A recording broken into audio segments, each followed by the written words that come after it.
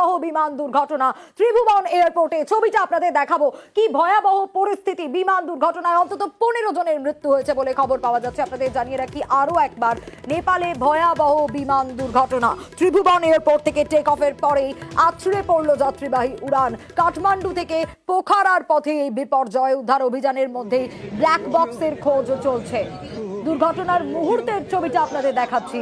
সেই ছবি আপনারা দেখছেন, সেই সময়কার ছবিটা। ভয়াবহ বিমান দুর্ঘটনা এবং যা জানা যাচ্ছে, ত্রিভুবন এয়ারপোর্ট থেকে টেক অফের পরেই আছড়ে পড়ল যাত্রীবাহী বিমান।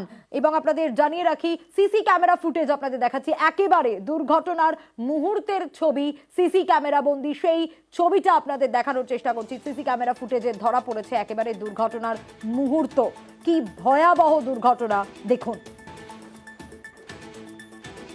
আমাদের সঙ্গে টেলিফোনে রয়েছেন কৃষাণু ব্যানার্জি। কৃষাণু, কিভাবে এই দুর্ঘটনার মুহূর্তের ছবিটা আমরা দেখছিলাম, এই মুহূর্তে কি পরিস্থিতি, কতজনের মৃত্যু কি জানা যাচ্ছে?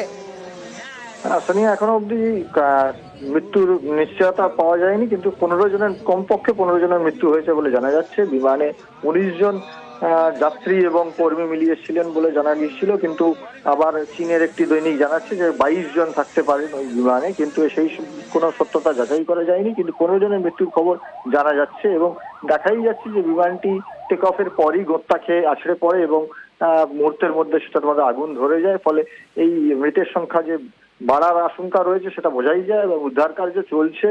এবং এখন অব্দি এর বিশেষ তথ্য যে কিভাবে অ্যাক্সিডেন্ট ঘটলো জানা যায়নি, তবে কিছু প্রত্যক্ষদর্শীর মতে বিমানটি টেক অফের সময় স্কিড করে গিয়েছিল, অর্থাৎ পিছলে গিয়ে সেটা ঠিক মতন উড়ানটা সম্ভব হয়নি এবং তারপরে সেটা গোত্তা খেয়ে পড়ে মাটিতে পড়ে গিয়ে সেটা এবং পুরোপুরি ধ্বংস হয়ে যায়। বেশ কৃষাণু, কাঠমান্ডুতে বিমান দুর্ঘটনা, এখনো পর্যন্ত যা জানা যাচ্ছে 15 জনের মৃত্যুর খবর পাওয়া যাচ্ছে এই বিমান দুর্ঘটনা। এবং ভয়াবহ দুর্ঘটনা, সিসি ক্যামেরা বন্দি সেই সময়কার, সেই মুহূর্তের ছবিটা আপনাদের দেখাচ্ছি। দুর্ঘটনার মুহূর্তের ছবি আপনারা দেখছেন।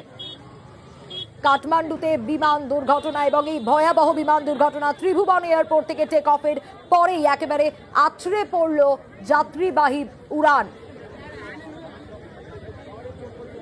নেপালে ভয়াবহ বিমান দুর্ঘটনা, ত্রিভুবন এয়ারপোর্ট থেকে একেবারে টেক অফের পরেই আমরা দেখলাম যে কিভাবে এই বিমান একেবারে আছড়ে পড়ে এবং সঙ্গে সঙ্গে বিমানে আগুন ধরে যায়।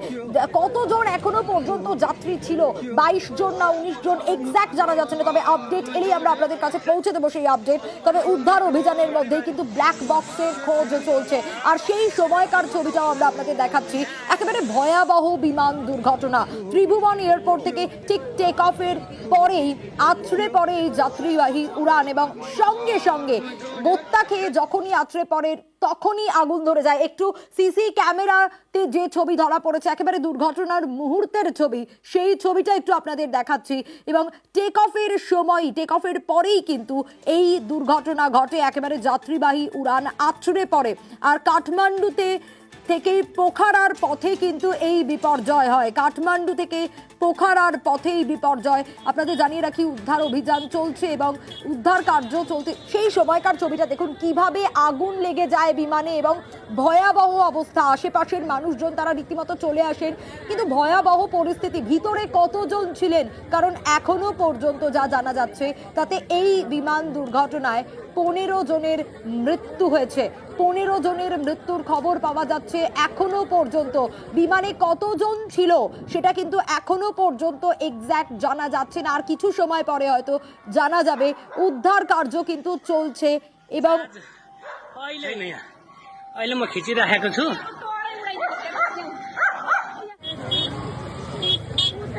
আমাদের সঙ্গে পাইলট অরিন্দম দত্ত ইতিমধ্যেই রয়েছেন।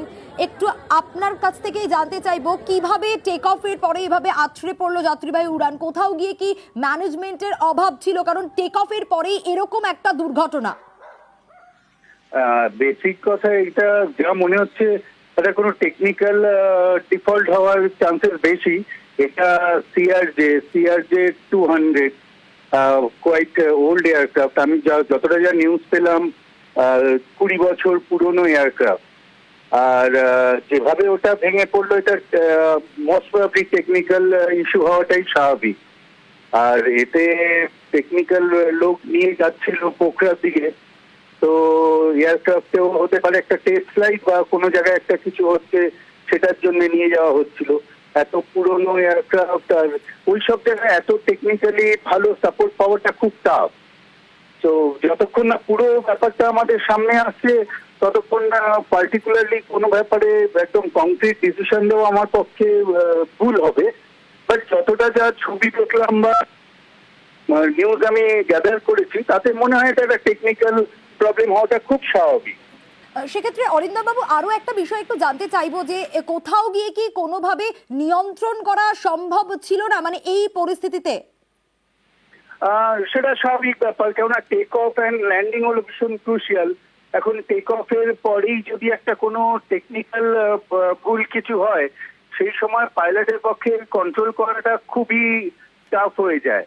আর এটা সিআর দেখবেন ইঞ্জিন দুটো হলো টেলের দিকে, মানে উইং এর নিচে নয়, পেছনে কিন্তু ইঞ্জিন হলে সেটা কন্ট্রোল করাটা মানে নর্মালের থেকে লিটল বিট ডিফিকাল্ট হয়ে যায় during take off and landing.